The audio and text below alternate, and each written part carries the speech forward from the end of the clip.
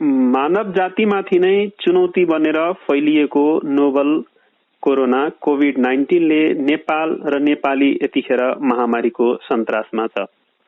यसको लागि सर्वपक्षीय सहकारी आवश्यक छ। सर्वपक्षीय सहकारीकै लागि हामीले संघीय अनलाइनको फेसबुक पेजबाट प्रत्यक्ष अन्तर्वार्ता कार्यक्रम सर्वपक्षीय निकास सुरु गरेका छौं। यो कार्यक्रम दैनिक रूपमा राति 8 बजेदेखि 8:30 सम्म प्रसारण हुनेछ।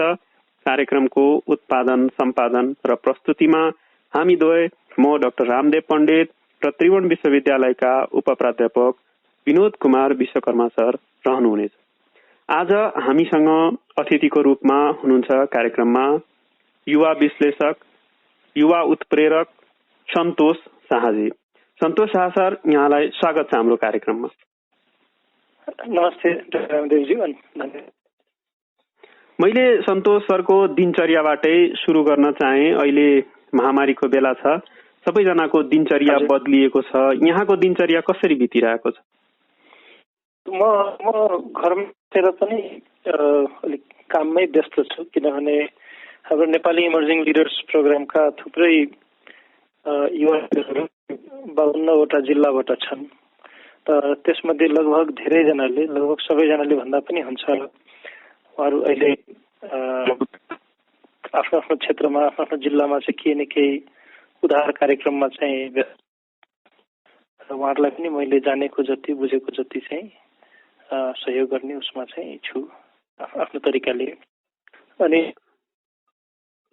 इम्युनिटी बढाउनलाई, यहाँले व्यक्तिगत इम्युनिटी बढाउनलाई, आफ्नो इम्युनिटी बढाउनलाई चाहिँ केही विशेष दिनचर्यामा थप्नु भएको छ? हजुर, मैले चाहिँ यो गुलुची, तुलसी,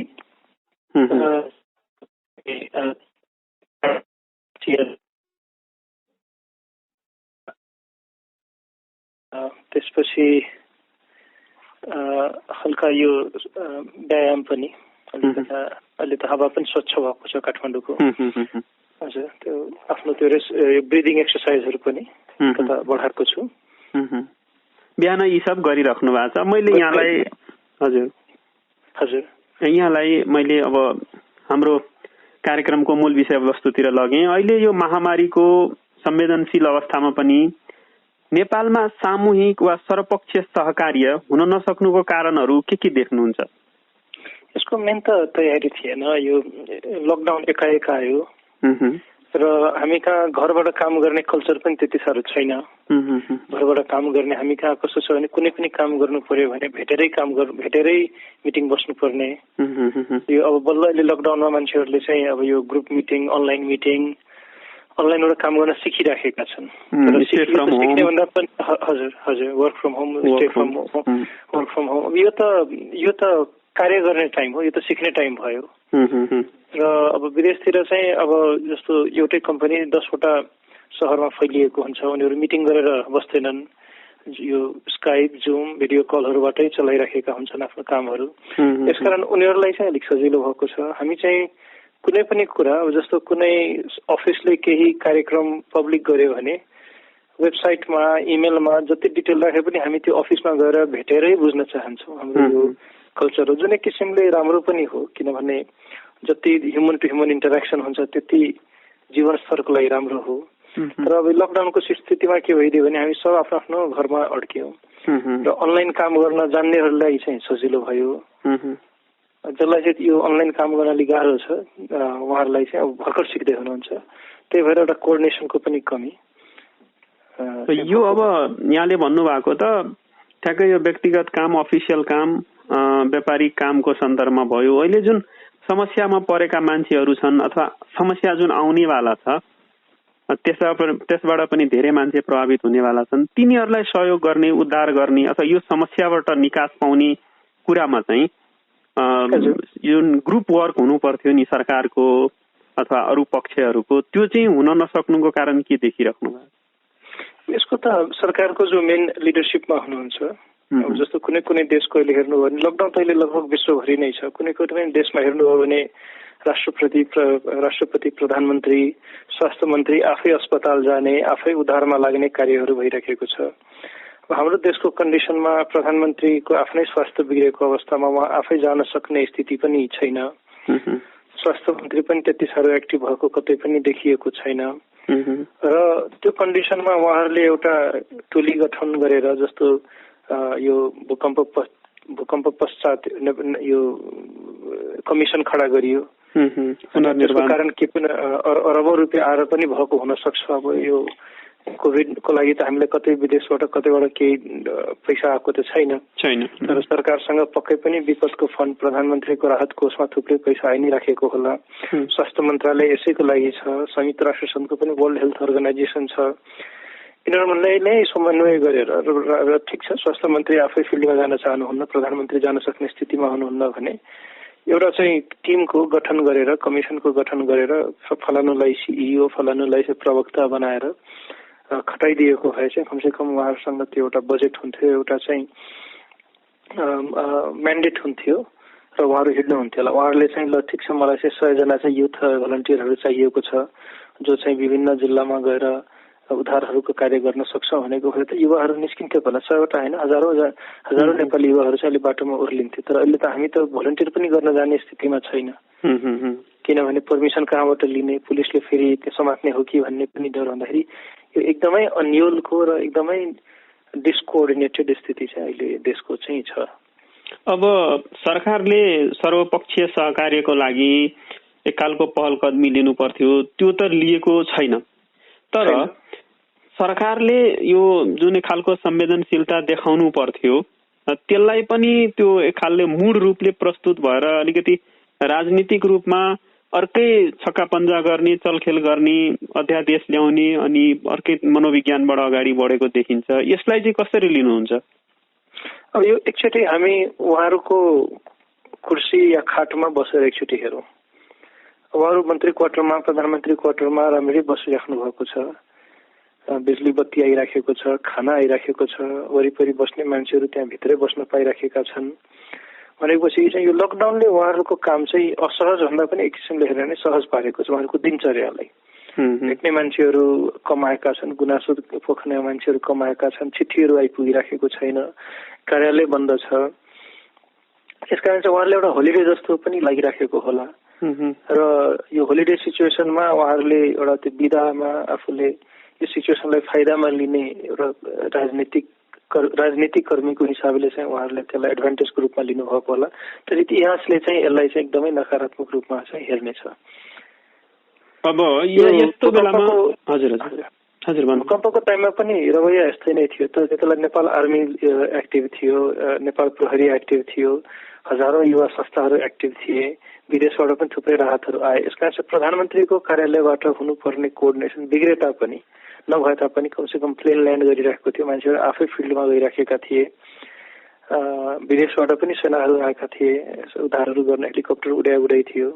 सो कोअर्डिनेसन नभए तापनि व्यक्तिहरूले आफै काम गर्न चाहिँ पाएका थिए। अब अहिले चाहिँ आफै काम गर्न पाइराखेका पनि छैनन् र यो विषय पनि एउटा नयाँ विषय भएको हुनाले चाहिँ अहिलेको समस्या भनेको मुख्य समस्या भनेको त्यही हाम्रो बोर्डरमा अड्केका नेपालीहरू जो भारतबाट फर्किराखेका थिए आउन पाइराखेका छैनन्। अब नम्बर 2 मा चाहिँ जसको यो दैनिक आय आर्जनको स्रोत हुन्छ, खाना खानलाई कामदारहरू हुन्छन्, सडक बालबालिकाहरू हुन्छन्, कुनै ठाउँमा भिख माग्नेहरू पनि हुन्छन्, उहाँहरूलाई हामीले खाना पुर्याउन सक्नुपर्ने। अहिले चाहिँ मलाई लाग्छ कि विशेष त यही दुईटा कुरा हो। र सन्तोषजी यो बाहिरतिर जस्तै यहाँ त अब देश विदेश घुमिराख्नुहुन्छ, एउटा नेटवर्क छ यहाँको, त्यहाँबाट विदेशतिर हेर्दाखेरि यस्तो समस्यामा परेको अन्य हाम्रो नेपाल जस्तै अरू देशहरूमा कसरी चाहिँ त्यहाँ राहतको वितरण होइन अरू जुन संवेदनशीलता छ नि, जुन कार्ययोजना छ यस्तो बेलाको रेस्पोन्सको कसरी स्ट्राटेजी बनाएको देखिन्छ? विदेशतिर हेर्ने भने हामीले अब हेर्नुपर्ने एउटा छिमेक देश चीनलाई जहाँबाट यो रोगको सुरुवात भयो त्यहाँ चाहिँ सरकार अति सक्रिय भएको थियो।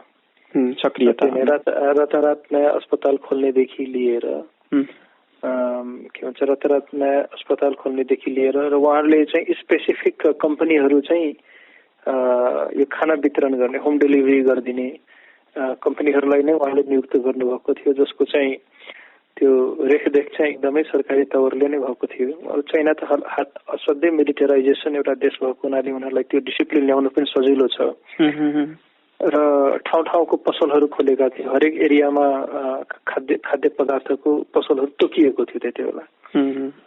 र अब जस्तो काठमाडौँमा पनि गर्न खोज्यो भाटबटेनी भनेर, त भाटबटेनी भनेको त सर्वसाधारणको पहुँचको सुपरमार्केट त भएन, फेरि यो जिल्लामा पाइने पनि।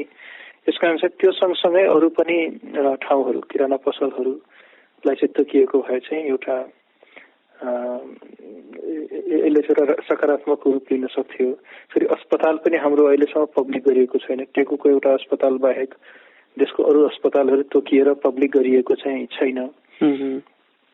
यसकारण चाहिँ विदेशमा चाहिँ खाद्य पदार्थ र स्वास्थ्य सेवाको चाहिँ दुईटा र अस्पताल लानुपर्ने यो ट्रान्सपोर्टेसन, यो तीनटा कुरालाई चाहिँ सहज तरिकाले चाहिँ कोअर्डिनेसन भएको थियो।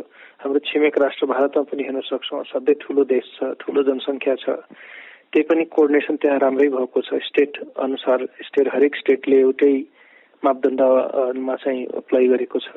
मन्त्री प्रधानमन्त्रीहरू पनि 24 घण्टा त्यहाँ खटेका छन्। यसकारण चाहिँ अब हाम्रो सानो देश, एउटा सानो जनसङ्ख्या, त्यो हिसाबले चाहिँ गाह्रो नहुनु पर्ने हो। तर त्यही पनि अब यो जनताहरू आफै एउटा संयम भएर आफै एउटा अहिले विचार गरेर मात्र हामी टिकिराखेको जस्तो मलाई लाग्छ। मेन समस्या चाहिँ कोअर्डिनेसन चाहिँ हुन नपुगेको। यस्तो परिस्थितिमा अब व्यापक संगठन भएको अरू विपक्षी दलहरू पनि छन्, नागरिक समाजको पनि एक खालको भोइस हुनु पर्थ्यो र अरू संघ संस्था जस्तै एनजिओ आइएनजिओहरूको पनि एक खालको समाजसँगको अन्तर्घुलन अन्तर्सम्बन्ध हुन्छ। उहाँहरूको दायित्व पनि त केही हुनु पर्थ्यो। अब जस्तो आइएनजिओको कुरा गर्नुभयो भने अब आइएनजिओहरू कसरी काम गर्छ भन्दाखेरि चाहिँ अब यो वर्ष अर्को वर्षको पैसा उहाँहरूलाई तोकिन्छ अनि उहाँहरू त्यो जहाँ बजेट छ, जहाँ हाम्रो उनीहरूको फोकस छ, त्यही फोकसमा मात्र केन्द्रित भएर बस्छन्, किनभने त्यो रिपोर्ट बुझाउनु पर्छ। तर आगामी वर्ष कुनै अपरझट के अप्ठ्यारो आयो जस्तो कि अहिलेको स्थिति छ र उहाँहरूसँग त्यो इमर्जेन्सी फन्ड छ भने उहाँहरूले त्यो प्रयोग गर्न चाहनुहुन्छ, छैन भने चाहिँ प्रयोग गर्न चाहनु हुँदैन। बजेट ड्रिभन भयो कि काम ड्रिभन भन्दा पनि अब जस्तो मानौ अर्को वर्ष चाहिँ उहाँहरूले छोपरी प्रथामा चाहिँ बजेट राख्नु भएको छ, अर्को वर्ष छोपरी प्रथा चाहिँ उन्मूलनै भए पनि उहाँहरूले त्यो क्षेत्रमा काम गर्नुहुन्छ जस्तो मलाई लाग्छ। तर अर्को वर्ष कतै बाढी गयो भने त्यहाँ अपरझट पैसा पठाउने चाहिँ गर्नु हुँदैन। र मलाई लाग्छ देशको 80% एनजिओ चाहिँ यो आइएनजिओ र दात्री संस्थामै निर्भर छ। यसकारण अटोमेटिकली एनजिओको पनि काम गर्ने शैली चाहिँ त्यो क्षेत्रतिर जान्छ। तर सानसानो जुन युवा संस्थाहरू छन्, सानसानो एनजिओहरू छन्, जुन चाहिँ व्यक्तिहरूले आफै सुरु गरेका छन्, 8-10 जना मिलेर आफ्नै लोकल फन्डहरू उठाएर तिनीहरू चाहिँ कार्य गरि नै रहेछन्। जस्तै काठमाडौँमा एउटा संस्था छ हार्ट बिट, जुन काजी महर्जनले चलाउनुहुन्छ। उहाँले बालबालिकालाई चाहिँ खाना पुर्याउने, अनि अहिले म उहाँको फेसबुकमा हेर्छु, उहाँसँग सम्पर्कमा पनि छु।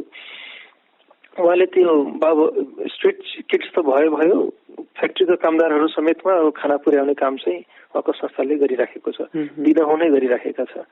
यसकारण चाहिँ त्यो अब व्यक्तिगत हिसाबले जो एनजिओहरू जुन व्यक्तिगत त्यहाँ लोकल तरिकाले चलाइरहेछन्, युवा क्लबहरू हुन्छ, उहाँहरू चाहिँ क्रियाशील नै छन् र राम्रै काम गरिराखेका छन्। तर यो ठुल्ठुलो एनजिओहरूको चाहिँ समस्या के छ भन्दाखेरि चाहिँ उहाँहरू चाहिँ बजेट ड्रिभन भएको हुनाले चाहिँ उहाँहरूले केही काम गर्न नसकेको अवस्था छ।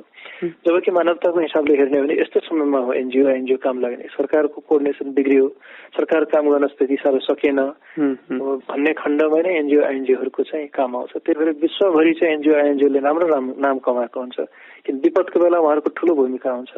नेपाल चाहिँ ठ्याक्क त्यो बजेट ड्रिभन भएको हुनाले चाहिँ बदनाम नै छन् भन्दा पनि हुन्छ। अब यो मैले अलिकति प्रसङ्ग यहाँलाई बदलिन चाहन्छु यहाँसँग। यो जस्तै अस्ति केही वर्ष अगाडि नेपालमा भूकम्प आएको थियो। भूकम्प आयो, त्यसलाई चाहिँ त्यसबाट पार पाउनलाई, त्यसलाई म्यानेज गर्नको लागि एक खालको सरकारले संरचना बनाए।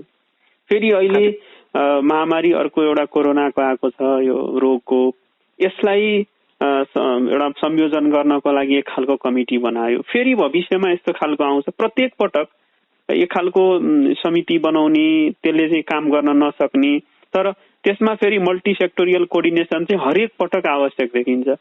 अन्तर्राष्ट्रिय जगतमा के यस्तो खालको प्रावधान छैन कि एउटा स्थायी संरचना सरकारले अथवा राज्यले नै एउटा पर्टिकुलर इन्स्टिट्युट नै बनाउने, एउटा पावरफुल होइन रिसोर्सफुल, जसले चाहिँ पुरा ओभरअल सधैँको लागि रेडी भइराख्ने डिजास्टर्सको रेस्पोन्सको लागि, त्यस्तो के बाहिर प्र्याक्टिस छ? नेपालमा कतिको सम्भव देख्नुहुन्छ? अमेरिकामा हेर्नु भने एकजना एउटा संस्था छ फेमा भन्ने चाहिँ, त्यो राष्ट्रपतिको कार्यालय अन्तर्गतै आउँछ। अमेरिकामा हुने कुनै पनि यस्तो विपद होस्, चाहे स्वास्थ्यसँग रिलेटेड होस् या पर्यावरणसँग रिलेटेड होस्, जस्तो उतै भूकम्प गयो, त्यहाँ बाढी आउने समस्याले अमेरिकामा धेरै बढेको छ, हुरी बतास पनि आउने समस्याहरू बढेको छ। यसकारण यो आग लगीदेखि लिएर कुनै पनि भयो भने ठुलो स्केलमा भयो भने चाहिँ यो चाहिँ डिपार्टमेन्टले हेर्छ, राष्ट्रपति अफिसको अन्तर्गत नै। नेपालमा पनि लगभग हेर्ने नै यो प्रधानमन्त्री विपत्ति कोष भनेर चाहिँ यो छ एउटा चाहिँ इमर्जेन्सी फन्ड कि डिजास्टर फन्ड भन्छ, तर त्यो फन्ड मात्र कलेक्ट गर्ने भएको छ। फन्ड कलेक्ट गर्यो र कुनै संस्था या कुनै मन्त्रालयले चाहिँ पास गर्यो। त्यो फन्डलाई नै अलिकता एक्सप्यान्ड गर्ने हो भने त्यसले हरेक किसिमको कुराहरू, भूकम्प होस्, बाढी होस्, आगलगी होस्, महामारी होस्, अनि कुन ठाउँमा कति गाईलाई चाहिँ त्यतिकै माटोबाट फ्यालिदियो पैसा नभएर त्यो गौशाला चलाउने, यी सबै कुराहरू चाहिँ त्यो फन्डबाट चाहिँ सञ्चालन गर्न सक्छन्। र हामी जस्तो जनताहरू जो नेपालमा छौँ या नेपाल बाहिर छौँ, एनआरएनहरू, उहाँहरूले डाइरेक्टली प्रधानमन्त्रीको राहत कोषमा चाहिँ पैसा पठाउन सक्छन् काम गरेको खण्डमा चाहिँ। र अहिलेको स्थिति हेर्नु भने त्यति रेपुटेड चाहिँ छैन। रेपुटेड नभएरै मान्छेहरूले चाहिँ विभिन्न एनजिओहरूलाई चाहिँ पैसा तिर्नुको अर्थ। अहिले भारतकै उदाहरण लिउँ, त्यहाँ प्रधानमन्त्री राहत कोषमा थुप्रै पैसा मुभी स्टारहरूदेखि लिएर सिनेकर्मीहरूले 8 करोड 10 करोड एउटै व्यक्तिहरूले दिएको छ। त्यहाँ रतन टाटाले म त पुरा सम्पत्ति नै प्रधानमन्त्री राहत कोषमा राखिदिन्छु भनेर पनि घोषणा चाहिँ त्यहाँ गरेको हामीले सुनेका छौँ। यसकारण चाहिँ त्यो जति उहाँहरू चाहिँ उहाँहरूले आफ्नो कार्यालयलाई सक्षम, इमान्दार र रिजल्ट ओरिएन्टेड बनाउन सक्नुहुन्छ, त्यति नै उहाँहरूलाई चाहिँ फाइदा हुन्छ जस्तो पनि मलाई लाग्छ। एउटा संस्था त्यस्तो खालको एउटा दीर्घकालीन संस्था बनाएर जान सक्ने अवस्थाहरू नेपालमा सम्भावना छ? सम्भावना छ, त्यो आवश्यकता नै हो अहिलेको। र प्रधानमन्त्री राहत कोषले नै त्यसलाई फोकस गर्नु भने त्यो चाहिँ सबैभन्दा बेस्ट हो। अलरेडी संस्था छ, तर अब हामी कहाँ विभिन्न कमिसन खडा गर्नुको एउटा कारण के पनि हुन्छ भने, एउटा कमिसन खडा गर्यो भने कमसेकम त्यहाँ 2-3 दर्जन आफ्नो मान्छेहरू राख्ने जागिरमा एउटा सम्भावना बोकेको हुनाले यो हाम्रो कुनै पनि राजनैतिक पार्टीले आफ्नो कार्यकर्तालाई चाहिँ पालन गर्ने, पोषण गर्ने एउटा कल्चर भएको हुनाले एउटै समिति बनाएर विभिन्न समितिहरू, जुन समितिको काम पनि छैन त्यो समिति पनि तपाईँ चाहिँ अहिले हेर्नु भने अफिस हुन्छ, गाडी हुन्छ, त्यसको उनीहरूले स्यालेरी खाइरहेका हुन्छन्, गाडीमा तेल भरिराखेका हुन्छन्, फोनमा झुन्डिरहेका हुन्छन् होइन। यसकारण चाहिँ यो आफ्नो कार्यकर्ता भर्ने कल्चरले चाहिँ यो समस्या आएको हो। अब यहाँ त एउटा युवा विश्लेषक, युवा उत्प्रेरक, युवा कूटनीतिज्ञको रूपमा नेपालभरि चिरपरिचित हुनुहुन्छ। यो युवाहरूलाई अहिले यस्तो बेलामा कसरी परिचालन गर्न सकिन्छ? जस्तै युवा सङ्घ छन्, युवा सबै पार्टीहरूको अथवा स्वतन्त्र हिसाबको पनि युवा संगठनहरू छ, विद्यार्थी संगठनहरू छ, यिनीहरूको पनि त एक खालको भूमिका अपेक्षित छ नि त यस्तो बेलामा। अब अहिले हेर्ने भने सबभन्दा ठुलो भूमिका खेल्न सक्ने भनेको राजनीतिक पार्टीको भातृ संगठन, युवा संगठनहरूले, विद्यार्थी संगठन, युवा संगठन यिनीहरूले नै हो। किनभने जनतामा आफ्नो एकछिनलाई मानौ भोट ब्याङ्क नै भनौँ, जुन युवा नेताको आफ्नो कन्स्टिट्युएन्सी छ होइन, चुनावी क्षेत्र छ, त्यहाँ आफू चिनिने जनतासँग सिधै सम्पर्कमा बसेर उहाँहरूलाई सहयोग गरेर आफ्नो एउटा राम्रो छवि बनाउन सक्ने अवसर नै अहिले हो।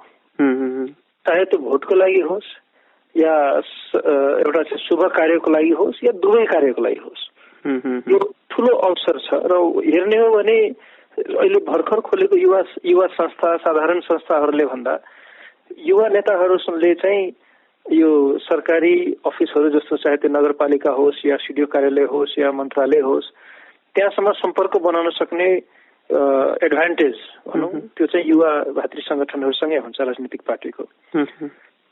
सो उहाँहरूले गएर चाहिँ हामीलाई हाम्रो क्षेत्रमा चाहिँ काम गर्न दिनुहोस्, हामी 10 जना भोलिन्टियर गएर यसो कार्य गर्छौँ, अथवा तपाईँहरूलाई आएको बजेट पनि हामी चाहिँ त्यसमा कसरी हुन्छ खाद्य उद्धारहरूमा चाहिँ हामी काम गर्न सक्छौँ भन्यो भने चाहिँ उहाँले सजिलै पर्मिसन पाउनुहुन्छ र पुरै देशभरि पनि काम गर्नु परेन। हरेक भातृ संगठन युवा राजनैतिक पार्टीको युवा भातृ संगठनको चाहिँ ब्रान्चेसहरू शाखाहरू चाहिँ जिल्ला जिल्ला नगरपालिका स्तरसम्म भएको हुनाले चाहिँ उहाँहरूले आफ्नो क्षेत्र मात्र पनि फोकस गर्नुभयो भने चाहिँ थुप्रै जनताहरूले चाहिँ राहत पाउँथे।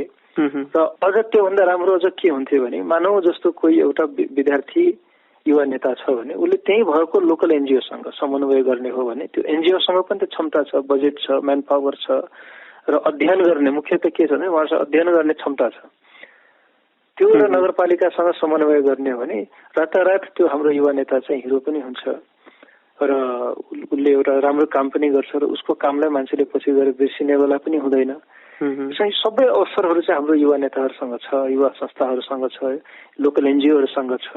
अहिले राष्ट्रिय स्तरमा हामीले के पनि गर्नु पर्दैन। हामी सबैले आफ्नो गाविस वडा मात्र फोकस गर्यो भने पनि ठुलो राहत हुन्छ। र खालि राहत दिने काम मात्र होइन, जस्तो अहिले सरकारले लकडाउन भनेको के हो त, मान्छेहरू सम्पर्कमा नआऊ, एकअर्काबाट रोग सर्छ, यस्ता जनचेतनाका कुराहरू पनि यो हाम्रो युथ भलन्टियरहरू, युवा नेता, युवा संस्था, एनजिओहरूले चाहिँ गर्न सक्छन्। उहाँहरूले 8-10 जनासँग चाहिँ पुलिस मात्र किन बाटोमा खटिने, बिचराहरू दिनको 10 घण्टा 12 घण्टा 18 घण्टा काम गरिरहेछन्, पानी नखाई खाना नखाई। उहाँहरूलाई पनि युवा संस्थाहरूको चाहिँ थप बल भयो भने चाहिँ पुलिसले एउटा जनतासँग कुरा गर्नु र युवा नेताले कुरा गर्नुमा धेरै फरक पर्छ। युवा नेताले मलाई लाग्छ अलिक बढी राम्रो तरिकाले सम्झाउन सक्छन्, किनभने उहाँहरूलाई लोकल भाषा थाहा हुन्छ, लोकल तौर तरिका थाहा हुन्छ। समन्वय पनि भयो भने चाहिँ एउटा चाहिँ राम्रो आउटकम आउँथ्यो। यसको रोकथाममा पनि, उद्धार पनि र यो रोगको पनि रोकथाममा पनि धेरै सहयोगले पुर्याउँथ्यो। अब नेपालको कुल ओभरअल जीडीपी को चाहिँ अब लगभग 1/3 चाहिँ रेमिटेन्सबाट आउँछ। विश्वव्यापी रूपमा चाहिँ सबै देश एक अवस्थाले अप्ठ्यारोमा परिरहेको छ। सबै देशको अर्थतन्त्र एक हिसाबले तल खस्किँदै जाने देखिन्छ। यस्तो बेलामा त धेरै नेपालीहरू, विदेशमा बस्ने नेपालीहरू फर्किने होला। यस्तो अवस्थामा अनि यो देशमै पनि धेरै युवाहरू बेरोजगार छन्। अब नेपालको बेरोजगारीको अवस्था कस्तो होला, त्यसलाई कुन ढंगले वे आउट दिनलाई चाहिँ सरकारले सोच्नुपर्छ जस्तो लाग्छ यहाँलाई?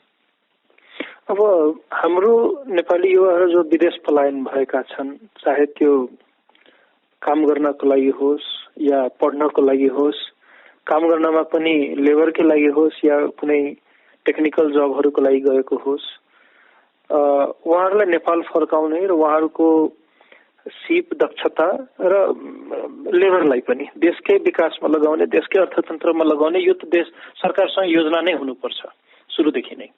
तर अब नेपालमा अहिले कस्तो भइरहेछ भने म चाहिँ के भन्छ नि, यो रेमिटेन्सले भन्दा पनि नेपालको देशको अर्थतन्त्र चाहिँ म्यान पावर एजेन्सी र यो रेमिटेन्स कम्पनीहरू जसले चाहिँ पैसा विदेशबाट लिएर आउँछ र त्यसका साथसाथ यो एजुकेसन कन्सल्टेन्सीले चलाएको छ।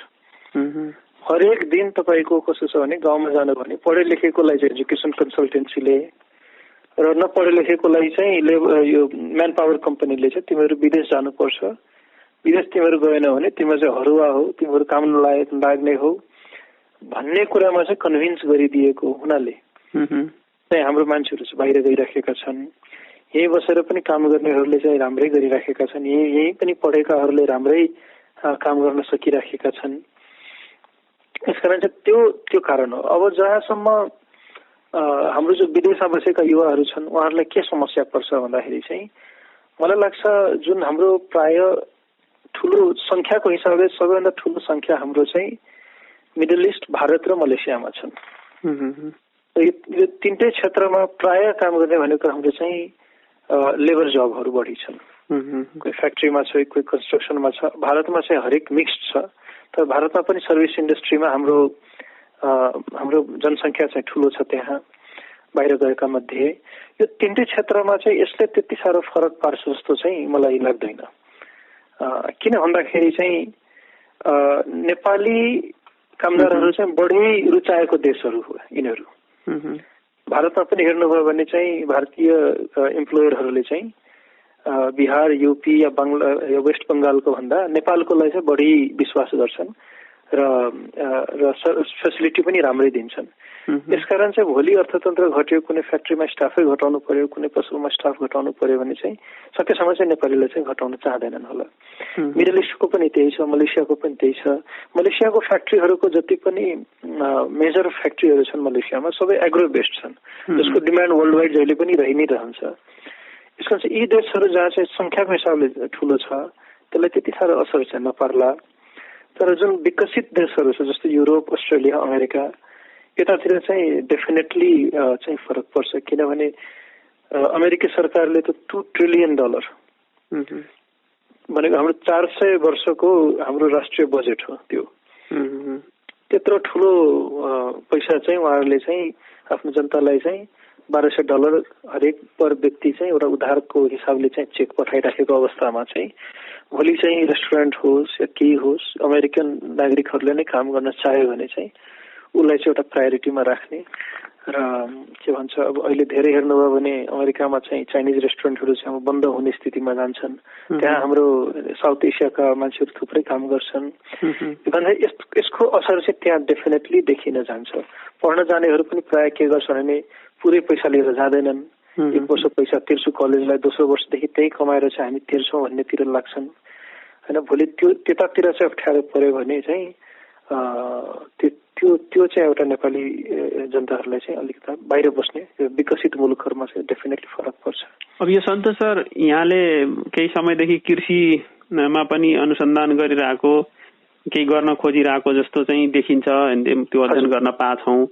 यो अहिले काठमाडौँबाट धेरै युवाहरू गाउँ गाउँ फर्किने एउटा माहौल बनेको छ। यस्तो बेलामा नेपाल सरकारले ती युवाहरूलाई गाउँमै राखेर एक ढङ्गले कृषिमा कसरी सक्रिय गराउन सक्छन्, कसरी चाहिँ उत्प्रेरित गराउन सक्छन्? हजुर, अझै नेपालन्यूज.com मेरो यही विषयमा एउटा आर्टिकल पनि आएको छ। युवा जनशक्तिलाई कृषि क्षेत्रमा लगाउने उपयुक्त बेला आएको छ। मैले 3टा स्पेसिफिक कुरा के लेखेको छु भने, नम्बर 1 काठमाडौँ, पोखरा, विराटनगर, बुटवल यो 4वटा सहर मात्र तपाईँले लिनुभयो भने चाहिँ महिनामा मात्र 1 अरब भन्दा बढीको चाहिँ व्यापार छ। बजार नभएको होइन। 100 करोड भन्दा बढीको चाहिँ कृषिजन्य फ्रेस कुरा, यो बाई प्रोडक्ट होइन कि फ्रेस कुराको मात्र तपाईँको चाहिँ बजार यति ठुलो छ। अन्न बाली, दाल, तरकारी, लसुन, प्याज यिनीहरूको मात्र नै यत्रो ठुलो व्यापार चाहिँ छ। 100 करोड भन्दा बढीको होला। भनेको अर्थ चाहिँ हरेक जिल्लालाई हामीले 1 करोडको पनि मार्केट दिने हो भने पनि त्योभन्दा पनि ठुलो मार्केट चाहिँ यही 4वटा सहरमा मात्र छ। नम्बर 2 यो 100 करोडमा मलाई लाग्छ 90 करोड जतिको सामान चाहिँ विदेशबाट आइराखेको अवस्था छ अहिले। नम्बर 3 हाम्रो देशमा 77 जिल्लामा चाहिँ कृषि हुने हो भने हामीले 1 महिनामा यो 100 करोडको उब्जनी गरेर भन्दा पनि बढी उत्पादन चाहिँ गर्न सक्छौँ। भनेपछि एकातिर हामीसँग मार्केट पनि छ 4वटा सहरमा मात्र। योभन्दा अरू एरियाहरू हेर्ने भने धेरै मार्केट छ योभन्दा। र हामीसँग यति कुराको पूर्ति गर्न सक्ने क्षमता पनि छ। तर त्यही पनि हामीले चाहिँ 90% चाहिँ खाद्य पदार्थ चाहिँ हामीले आजको स्थितिमा चाहिँ विदेशबाट ल्याउनु पर्ने अवस्था छ। र विदेश भनेको चाहिँ हामीले भारत मात्र हेर्दा होइन, यहाँ स्याउ आउँछ न्युजिल्यान्डबाट, दाल आउँछ क्यानाडाबाट, सुपारी आउँछ सिङ्गापुरबाट, मलेसिया र इन्डोनेसिया भएर बाट चाहिँ सिङ्गापुर भएर, जबकि झापामा त्यत्रो सुपारी चाहिँ फेरि बङ्गालतिर गइराखेको हुन्छ या सडिराखेको हुन्छ। यसकारण चाहिँ के को अभाव हो भन्दाखेरि चाहिँ सरकारको नीति भन्दा पनि एउटा गाउँमा किसानहरूलाई 100वटा किसान छ भने त्यो 100वटा किसानलाई लिड गर्ने नेता चाहिँ छैन। अब जस्तो तपाईँ अहिले यो मुगलिङबाट काठमाडौँ आउनुभयो भने जब यता मलेखु वर पुग्नुहुन्छ तपाईँले बाटोभरि केरा बेचिराखेको देख्नुहुन्छ। 10वटा किसानले एउटै ठाउँमा बसेर चाहिँ साइड बाई साइड केला बेचिराखेको हुन्छ। त्यो सबै केला चाहिँ नुवाकोटबाट आउने हो, अर्ग्यानिक, असाध्यै राम्रो। तर के हुन्छ दिनभरि हाइवेको धुवा खाएर बिचरा गाउँलेहरू चाहिँ दिनभरि बस्छन्। एकले अर्कोसँग बार्गेनिङ गरेर चाहिँ बेचिराखेको छ, त्यही पनि बिक्छ बिक्दैन त्यो पैसा त्यो केलाहरू चाहिँ।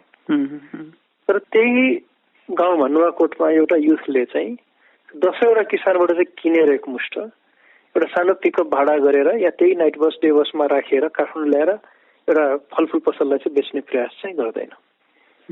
त्यो गरिदिने भने 10 वटा किसान चाहिँ बाटोमा उभिनु पनि परेन दिनभरि त्यहाँ उभिँदाखेरि उसको लेबर कस्ट बच्यो, दिनको 1000 रुपियाँ पनि लेबर कस्ट बच्यो भने त्यो कस्ट उसले चाहिँ आफ्नो खेतमा लगाउन सक्छ। त त्यो युवा नेता जुन एउटा त्यहाँ गाउँमा बसेर चिया पसलमा दिनभरि सरकार अब कहिले ढल्छ र कहिले बन्छ भन्ने गफ छुटिरहेको बेला हप्ताको एक दिन पनि उसले त्यो एउटा काठमाडौँ ल्याएर कालीमाटीमै होस् या कुलेश्वरमै होस् या बल्कुमै गएर एउटा बेचेर चाहिँ 4-5 हजार रुपियाँ उसले पनि कमायो भने चाहिँ उसले हप्ताभरिको आफ्नो पैसा धान्न चाहिँ पुग्छ। अन्त त्यो युथ लिडरको एउटा अभावले गर्दाखेरि जसले चाहिँ एउटा किसानसँग र काठमाडौँको या बुटवलको पोखराको या अरू कुनै ठाउँको पनि बजारसँग समन्वय नगरेको हुनाले चाहिँ हाम्रो भइराखेकै उब्जनी चाहिँ प्रयोगमा आइराखेको छैन। र अहिले हामीले चाहिँ अहिले नेपाली इमर्जिङ लिडर्स प्रोग्रामबाट चाहिँ त्यही गर्न खोजिरहेछौँ। जो जिल्लामा युथ लिडर छ उहाँहरूलाई चाहिँ उहाँकै जनताहरूसँग समन्वय गराएर काठमाडौँको मार्केट होस् या पोखराको मार्केट होस् या अरू कुनै सहरको मार्केट होस् त्यतातिर चाहिँ हामीले कनेक्सन गरिदियौँ भने गाउँको प्रोडक्सन चाहिँ सिधै मार्केटमा पुग्छ र सहरको पैसा सिधै गाउँमा पुगेपछि चाहिँ जब गाउँलेहरूसँग गाउँमै बसेर पैसा कमाइ हुन्छ उहाँहरू गाउँ छोड्नुहुन्न, आफ्नो गाउँघर छोड्न त कसैलाई पनि रहर लाग्दैन।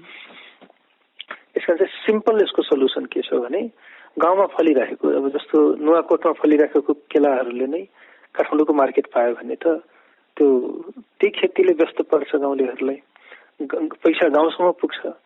अहिले त यो बिचौलियाहरूका पैसा पुग्छ, त्यो पैसा त्यसमध्ये थोरै पैसा विदेश जान्छ, थोरै पैसा उनीहरूको खल्तीमा जान्छ, किसानका 1 रुपियाँ पनि पुग्दैन। र किसानहरूले जस्तो हाम्रै जिल्ला सर्लाहीमा हेर्नुभयो भने किसानहरूले ठुल्ठुलो फ्याक्ट्रीहरूलाई मुफु दिन्छ, 2-3 वर्षसम्म पैसा तिर्दिँदैनन्। अनि अब त्यो फ्याक्ट्रीका मालिकहरू फेरि कुन देशको अनररी काउन्सिल भनेर निलो प्लेटको गाडी पनि चढिराखेको हुन्छ, सानो तस्करीमा फसेर जेल पनि गइरहेका हुन्छन्। भन्दाखेरि चाहिँ यो सबैलाई साइड गरेर डाइरेक्ट गाउँबाट चाहिँ सहरले चाहिँ एउटा मार्केट दियो भने चाहिँ कृषिलाई यो कृषिको सबै समस्या चाहिँ समाधान हुन्छन्। र गाउँलेसँग पैसा भयो भने उनीहरूले स्वास्थ्यमा पनि खर्च गर्छन्, शिक्षामा पनि खर्च गर्छन्, जीवन स्तर पनि उनीहरूको राम्रो भएर जान्छ। यसको समाधान चाहिँ निकै साधारण छ। केही युवा नेताहरू जो गाउँमा पहिलेदेखि छन्, राजनीतिमा लागेका छन् या समाजसेवामा लागेका छन्, उनीहरूले यतातिर अग्रसरता दिने हो भने चाहिँ यो समस्या सजिलै समाधान हुन्छ। यो त अब महामारी पछि यस तरिकाले राज्यले अनि हाम्रो युवा नेताहरूले सोच्नुभयो भने अवश्य निकास हुन्छ। अब यो एउटा अर्को महत्त्वपूर्ण प्रसङ्ग यहाँलाई मैले राखेँ कि विश्वव्यापी रूपमा अहिले जुन मोडर्न मेडिसिन छ त्यसले त्यति राम्रो यो कोभिड-19सँग जुझ्नको लागि, त्यसलाई काउन्टर गर्नको लागि, त्यसबाट ट्रिट गर्नको लागि त्यति सम्भव नभइरहेको बेला सबैतिर अहिले अल्टरनेटिभ मेडिसिन जस्तै योगा आयुर्वेदको व्यापक चर्चा छ, दुनियाँले युज गरिरहेछ, चाइनाले नि गर्यो, अमेरिकातिर पनि त्यही भइरहेछ। नेपालमा पनि अब यो एउटा जडीबुटीले सम्पन्न देश हो, यहाँ पनि व्यापक सम्भावना छ। यसलाई चाहिँ अब एउटा युवा नेताको हिसाबले, युवा उत्प्रेरकको हिसाबले कसरी चाहिँ सम्भावना यसलाई कसरी चाहिँ यो स्रोतलाई अहिले र भविष्यमा पनि प्रयोग गर्न सकिन्छ जस्तो लाग्छ? हजुर, अब आयुर्वेद त नेपालबाटै सुरु भएको हो, हिमाली जडीबुटीबाटै। अहिले पनि आयुर्वेदमा पढ्ने हो भने चाहिँ हिमाली जडीबुटीको थुप्रै यसमा चाहिँ चर्चा छ। र 2 हप्ता अगाडि मैले प्रधानमन्त्रीज्यूलाई एउटा चिठी लेखेको थिएँ कि विश्वमा हामी चाहिँ के कुरेर बसिरहेछौँ लकडाउनलाई लिएर, यो क्लियर चाहिँ छैनौँ हामी के भाइरस, यो कोभिड भाइरस चाहिँ निष्क्रिय हुन हामीले कुरिराखेको छौँ, त्यो 1 हप्तामा निष्क्रिय हुन्छ कि 1 वर्षमा निष्क्रिय हुन्छ, या कुनै विकसित मुलुकले चाहिँ यसको औषधि या खोप पत्ता लगाएर हामीलाई चाहिँ देला भनेर चाहिँ हामी कुरेर बसिरहेछौँ।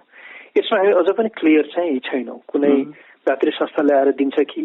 र त्यो हो भने मलाई लाग्दैन कि त्यो होइन। अब हुनसक्छ कोभिडको साइन्टिफिक हिसाबले भाइरसहरूको एउटा लाइफ स्प्यान हुन्छ, 5 महिना 6 महिनापछि अलिक आफै निष्क्रिय हुँदै जान्छन्, त्यो एउटा कुनै हदसम्म सत्य होला। त्यो भनेको 1 हप्ता पछि होला, 6 महिना पछि होला, त्यसको कुनै ठ्याक्कै आंकलन गर्न चाहिँ सकिँदैन।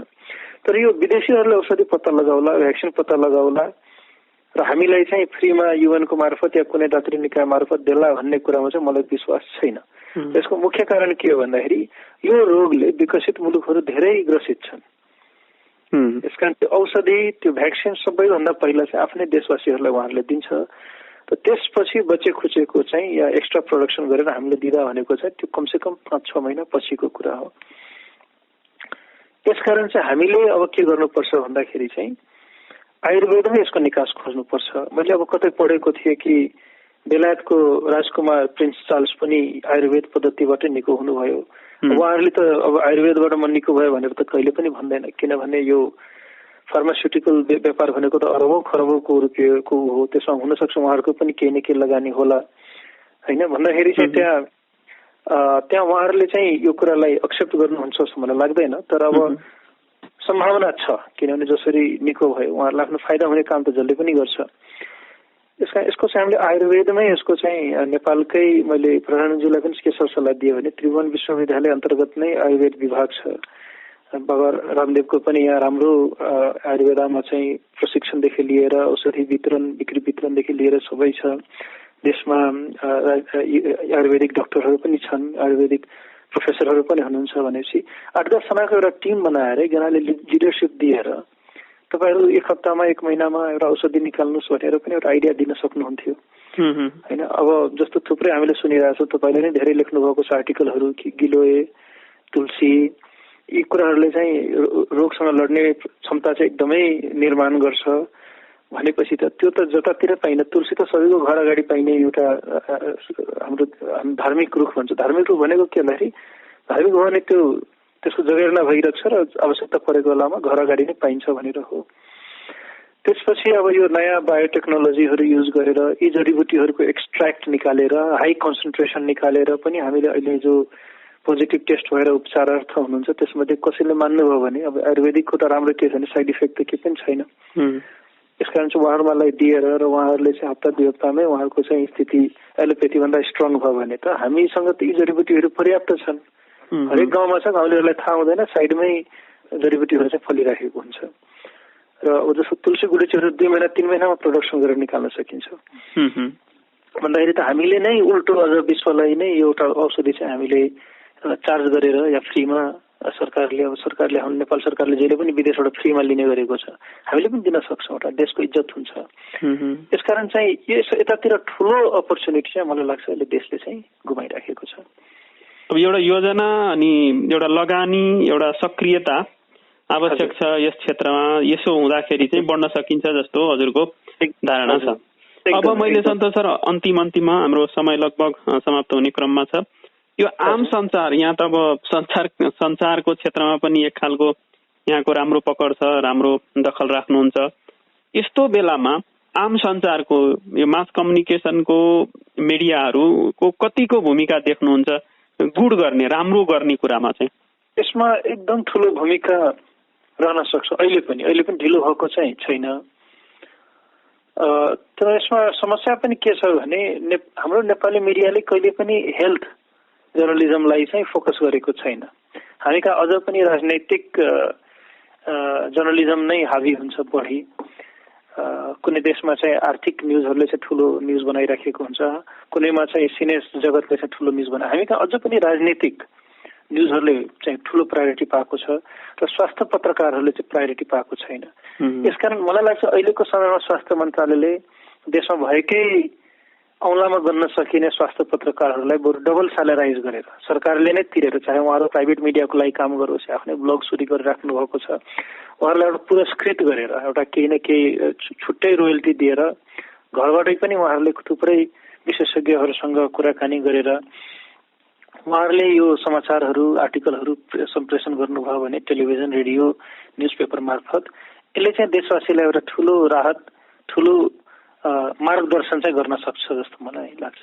सामाजिक सञ्जालमा पनि मन्त्रीहरूले नै आएर यी कुराहरू आफ्नै सामाजिक सञ्जालबाट भनिदिनु भयो भने पनि एक खालको ठुलो सूचना चाहिँ सकारात्मक सन्देश चाहिँ जाने मैले पनि महसुस गर्छु सन्तोषजी। यो के ठिक हो?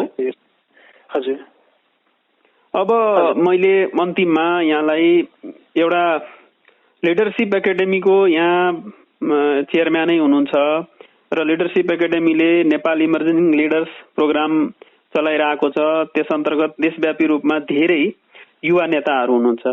उहाँहरूलाई चाहिँ यस्तो बेलामा कस्तो तरिकाले सक्रिय भइदिनुस् भन्ने चाहनुहुन्छ? ती साथीहरूलाई, ती युवा नेताहरूलाई चाहिँ कसरी अहिले यो महामारीको बेला सक्रिय भइदिँदा देशलाई नै अथवा यो महामारीबाट निस्किन एक हिसाबले सहज हुन्छ, त्यो खालको सन्देश यहाँको केही छ भने सन्तोष सर हजुरले राख्नु। यसमा नम्बर 1 त के छ भने उहाँहरूले यो रोग नफैलिन दिन नै सबभन्दा पहिला जनचेतना चाहिँ बढाइ नै राख्नुपर्छ उहाँहरूले। जस्तो लकडाउनमा चाहिँ व्यक्तिहरूको सम्पर्कमा नआउने, अलिक सरसफाइ मेन्टेन गर्ने, यो जति कुराहरू हामीले आम सञ्चारबाट सुनिराखेको छौँ त्यसलाई चाहिँ कार्यान्वयनमा ल्याउनु पर्ने नम्बर 1 हो।